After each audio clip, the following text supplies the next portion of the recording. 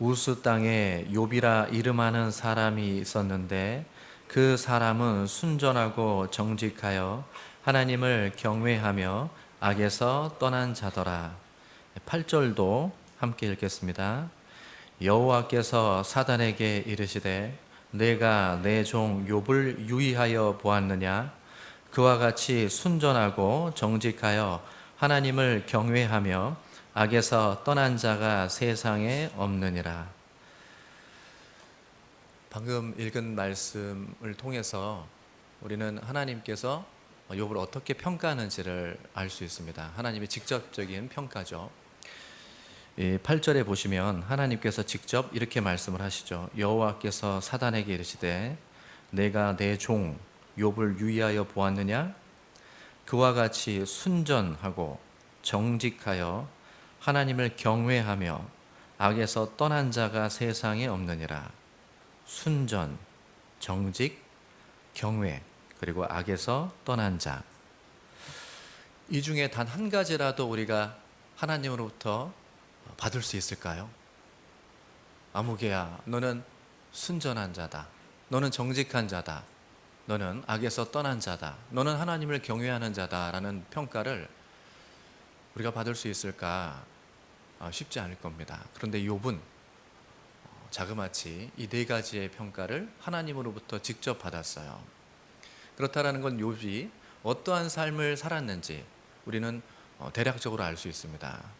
욥은 또 그의 신앙은 그가 소유한 하나님에 대한 부분은 우리가 감히 가까이 하지 못할 정도로 대단한 믿음과 신앙을 소유했다라는 걸 알 수 있죠. 만약 우리 시대에 욥이 나타나서 우리가 그 욥을 보게 된다면 우리도 아마 이 욥의 시대에 사람들이 욥을 대했던 것처럼 동일하게 할 거예요. 욥기 29장을 보겠습니다. 욥기 29장. 사람들이 욥이 지나갈 때 어떻게 행동을 했는지를 29장 7절을 보겠습니다. 그때는 내가 나가서 성문에 이르기도 하며 내 자리를 거리에 베풀기도 하였었느니라. 나를 보고 소년들은 숨으며 노인들은 일어나서 서며 방백들은 말을 참고 손으로 입을 가리우며 귀인들은 소리를 금하니 그 혀가 입 천장에 붙었었느니라. 욥이 지나가면 소년들은 숨고 노인들이 벌떡 일어나고 방백들이 자신이 하던 말을 욥 앞에서 가리우는 그런 모습을 볼 수 있어요. 우리는 당연히 이런 삶을 사는 그 믿음의 선진들 혹은 믿음의 사람들에게 하나님께서 영적으로 또 육적으로 많은 축복을 줄 거라고 생각을 하죠. 저런 분들에게는 많은 축복을 줄 거야. 은혜가 넘치도록 하나님이 부어줄 거야. 그런데 하나님은 욥에게 정반대의 모습을 보여주셨어요. 사단이 하나님께 욥을 시험하기를 원했고 하나님은 그것을 허락해 주셨죠. 그때 욥의 고난은 우리가 상상할 수 없는 고난들의 연속적으로 받게 됩니다. 재산을 다 잃고 자신의 명예도 다 잃고 몸에도 문제가 생기고 사랑하는 자녀들도 전부 다 잃었어요. 심지어 자신의 아내조차도 자신을 위로해 주는 것이 아니라 하나님을 저주하고 죽으라는 그런 끔찍한 표현까지 듣게 됩니다. 욥, 사람이 겪을 수 있을 그런 모든 고난을 한꺼번에 겪었어요. 그 사실을 알고 세 명의 친구가, 절친이라고 할 수 있는 친구가 찾아오게 되죠. 엘리바스, 빌닷, 소발. 이 세 친구가 찾아옵니다.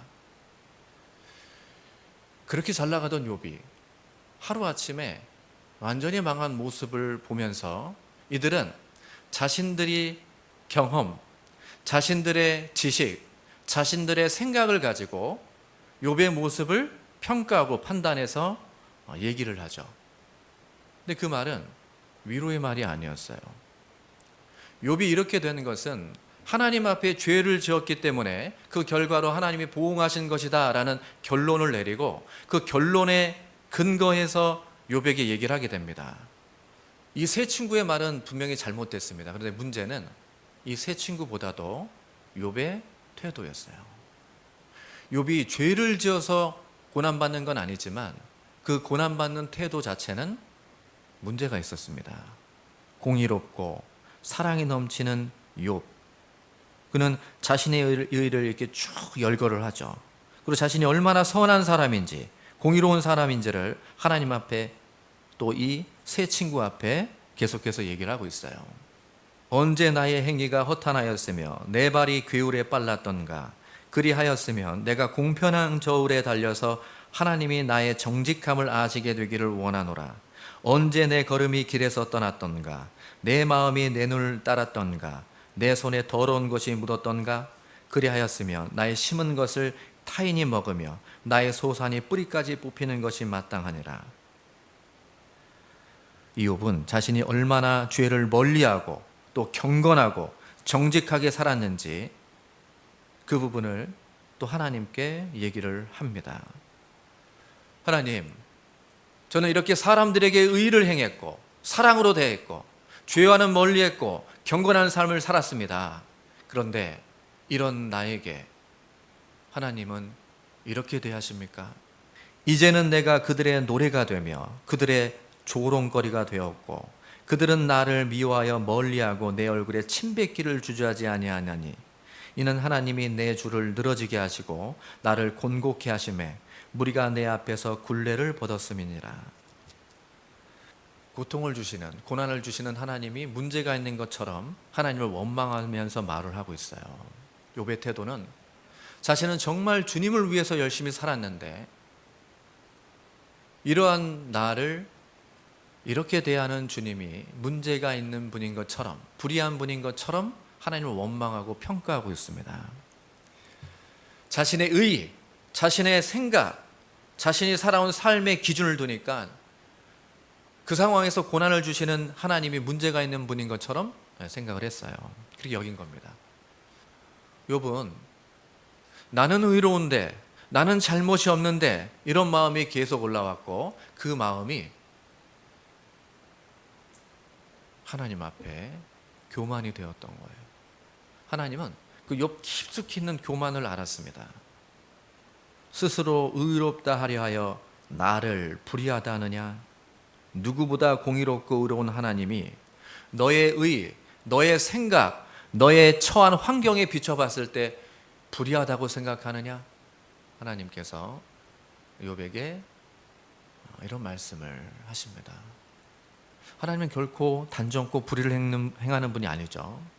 결국 욥의 그 교만한 마음을 깨닫게 되고 하나님이 무엇을 원하는지 알게 되고 욥은 철저히 회개를 합니다. 그리고 하나님께 이렇게 고백을 하게 되죠.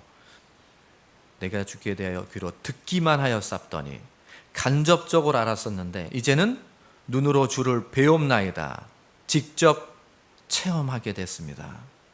하나님을 올바로 알게 되니까 비로소 자신의 잘못을 뉘우치고 티끌과 재 가운데서 그 교만한 마음을 회개하게 되죠. 여기서 우리가 세 가지를 좀 교훈 받으려고 합니다. 딱 세 가지를. 첫 번째로는요, 성도, 우리 형제 자매님들이 받는 고난의 이유를 너무 쉽게 판단해서는 안 된다라는 거예요. 어떤 형제 자매님이 한꺼번에 많은 고난을 받았는데 겪을 수 있는데 그분은 열심히 사시는 분이에요. 주님 앞에. 그런데 그분을 꼭 말로는 하지 않더라도 마음으로, 생각으로 분명히 뭔가 잘못을 저질렀을 거야. 죄가 있으니까는 하나님이 저런 고난과 징계를 주셨을 거야. 징계가 분명해. 징계인지 연단인지 우리가 그건 알 수 없죠. 그렇게 함부로 엘리바스, 빌다, 소발처럼 결론을 내리고 얘기를 해서는 안 되는 거예요. 내가 가지고 있는 지식을 바탕으로 반드시 이럴 거야, 그것을 마음으로 갖고 있는 것뿐만 아니라 입으로 내서 그 얘기가 누군가의 귀로, 아니 당사자의 귀로 들어가게 된다면 그 마음이 얼마나 힘들겠어요. 그 아파하고 힘들어하는 분을 위해서 기도를 해줘야지 판단과 평가를 해서는 안 된다는 겁니다. 두 번째는 이러한 고난, 욥이 받은 고난이 나에게도 올 수 있다는 거예요. 다른 형제 자매에게도 갈 수 있겠지만 나에게도 올 수 있습니다. 내가 주님 앞에 열심히 살고 있는데 예기치 않은 고난과 어려움이 한꺼번에 나에게 몰려올 수 있겠죠. 내가 이렇게 열심히 사는데 왜 나에게 이런 고난이 오고 어려움이 오고 왜 나의 가족들에게 이런 많은 일들이 한꺼번에 일어나는 거지? 그러면서 하나님을 원망하고 이욥처럼 차라리 죽는 게 좋겠다고 그렇게 얘기를 한다면 합당한 모습과 마음가짐은 아니에요. 우리가 주님의 일을 하는 것은 무슨 대가를 바라고 하는 것이 아니라 주님 앞에 당연한 겁니다. 당연히 해야 할 일이에요. 내가 주님께 받은 은혜를 무엇으로 보답해야 되죠? 내 인생을 가지고, 내가 가지고 있는 모든 것을 가지고 주님께 보답하는 게 맞죠. 그 은혜에 조금이나마 보답하는 삶을 사는 것이 맞고 그게 당연한 거예요. 우리가 세상에서 무엇인가 대가를 바라고 살아가는 게 아닙니다. 초대교회 그리스도인들, 그 로마 황제들의 핍박을 피해서 카타콤에 숨어 들어가서 그 오랜 시간 동안에 굶주리고 고통받으면서 숨어 지냈어요. 그 가운데 수많은 벽과 그림이 있는데 가장 많은 그림이 선한 목자 되신 예수님이었어요. 이들은 우리가 비록 이런 환경에 살고 있지만 예수님은 불의한 분이 아니다, 주님은 결코 불의를 행치 않는다라는 믿음과 확신 가운데 선한 목자 되신, 우리를 선한 길로 이끌어 주신 예수님에 대한 그 믿음 가운데 삶을 마감했습니다. 비록 거기서 제대로 묻혀지지 않고 거기서 누군가의 애도, 슬픔의 찬양, 그런 걸 듣지 못한 채로 병들어 죽어간다 하더라도 하나님 앞에 원망하진 않았어요. 이 세상이 끝이고 이 세상의 삶이 다라면 하나님은 불의한 분이죠. 그런데 이 세상이 다가 아니기 때문에 나에게 고난을 주시는 하나님, 어려움을 주시는 하나님, 나의 믿음을 또 신앙을 더 키우기 위해서, 더 나를 성장시키기 위해서, 그런 경험들을 통해서 많은 사람을 위로하고 또 힘을 부여하기 위해서 하나님이 허락하신 고난일 수 있죠. 그래서 우리가 원망하는 것이 아니라 담대하게 하나님이 주시는 그 뜻을 생각하면서 살아갈 필요가 있습니다. 분명히 내가 가지고 있는 교만이 있을 수 있고 내가 가지고 있는 잘못된 부분들이 있을 수 있죠. 그 모든 것을 다 아시는 하나님께서는 그걸 끄집어내기 위해서 나에게 고난을 주시고 무릎을 꿇게 하시고 그 고난을 다 제거해 주는 그 수술을 위한 고난일 수 있다는 것을 우리가 알 필요가 있어요. 우리 생각과 하나님 생각은 전혀 다릅니다. 그리고 마지막으로 세 번째, 우리가 신앙생활하면서 이 고독함을 느낄 때 어떻게 대처해야 될까? 어떻게 해야 될까요? 욥처럼 해야 됩니다. 욥처럼. 웃을 때에도 마음에 슬픔이 있고 즐거움의 끝에도 근심이 있느니라. 웃고 즐기는 그 가운데도 슬픔과 외로움 이런 것들이 자리 잡고 있고, 즐거움 가운데도 혹시 이런 즐거움이 곧 내게서 멀어지는 게 아닐까? 나는 소외되지 않을까? 이런 근심들이 있을 수 있습니다. 함께 하는데 이 무리에서 소외되고 친한 그룹들이 형성되고 그 가운데 끼기 어려워서 여러 가지 이유가 있겠죠. 친한 그룹이 형성되는 것 자체가 문제가 되는 건 아니지만 분명히 누군가는 그 가운데에서 소외될 수가 있습니다. 형제 자매님들끼리 오랫동안 함께 신앙생활을 해왔는데 그 가운데 관계가 조금 어긋나서 그 어긋난 관계를 새로 회복하는 데 너무 힘들어하는 경우도 있고, 새로 오신 분이 이미 만들어진 이 무리 안에서 이런 관계 속에 들어오기 어려워서 성격적으로 어려울 수 있잖아요. 힘들어하는 경우가 있어요. 그럴 때 교회를 안 나오면 편할까? 아닙니다. 욥처럼 하라고 그랬죠. 욥은 끝까지 그 자리를 지켰어요. 욥은 비록 하나님을 원망했지만, 그리고 자신들의 그 친한 친구들이 말도 안 되는 얘기를 했지만 그들 한 사람 한 사람과 대화를 했고, 엘리와 대화를 했고, 하나님과 대화를 했고, 끊임없는 교제 가운데 결국은 해결을 하게 됩니다. 욥은 교제를 피하지도 않았고 하나님과의 소통도 피하지 않았어요. 사람들과의 관계가 문제는 됐지만 결과적으로는 하나님과의 관계는 더욱더 친밀한 관계로 바뀌게 됐죠.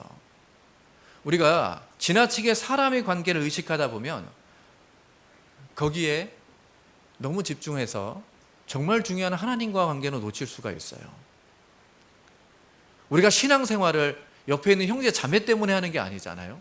우리가 신앙생활하는 이유는 나를 구원해 주신 주님 때문에 하는 건데, 그 주님과의 관계를 늘 고민하고 더 많이 생각해야지 사람과의 관계에만 집중하다 보면 오히려 그것이 나에게 올무가 되고 덫이 될 수 있습니다. 무엇보다 내가 고독하고 외로울 때 다른 사람들은 그 기분을 모르고 다른 사람들은 위로 못 해줘도 결국은 주님은 나의 고독감을 아시고 끝까지 나와 함께 해주시고 나를 회복시켜 준다는 거예요.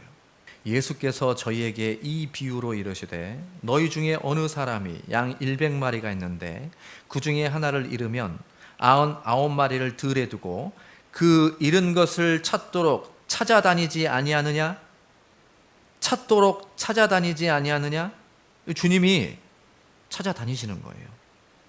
또 찾은즉 즐거워 어깨에 메고 집에 와서 그 벗과 이웃을 불러 모으고 말하되 나와 함께 즐기자. 나의 잃은 양을 찾았노라. 잃은 양을 찾았노라. 결국은 찾아다니고 찾으시는 분이잖아요. 찾아내시는 분이에요. 내가 정말 외롭고 교회 안에 있으면서도 고독감 속에서 많은 형제 자매가 있지만 누구 하나 마음 붙일 그런 친밀한 형제 자매가 없다 하더라도 다른 데 가지 마세요. 이 가운데 가만히 계시면 됩니다. 그럼 주님이 그러한 분을 결국 붙여주시고 또 주님께서 찾아주세요. 나를요. 더 많은 걸 알게 되고 더 많은 걸 깨닫게 되고 주님의 사랑을, 사람의 사랑이 아니라 주님의 사랑을 더 많이 느낄 수 있게 됩니다. 내가 어떤 상황에 처해도 결코 나를 버리지 않아요. 양이, 잃어버린 양이 다치고 지저분해져도 목자는 개의치 않습니다. 그런데 우리는 사람에 치여서, 환경에 치여서 함께하는 주님을 못 볼 때가 있어요. 그 모든 것들을 제하고 주님을 볼 필요가 있고 주님을 마주해야 됩니다. 주님이 우리와 그렇게 하시기 때문에 주님은 우리의 환경 또 우리 주변에 있는 여러 사람들 그런 부분들이 아니고 바로 나에게 집중하기 때문에 마찬가지로 우리도 동일하게 그런 환경이 아니라 주변에 있는 그런 내 주변에 있는 것들이 아니라 하나님께 집중하는 그런 모습으로 살아간다면 분명히 하나님이 비록 외로울 수는 있겠지만 외로운 가운데도 기쁨을 또 결코 부족하지 않음을 느낄 수 있는 그런 부분들을 채워줄 거라 확신합니다.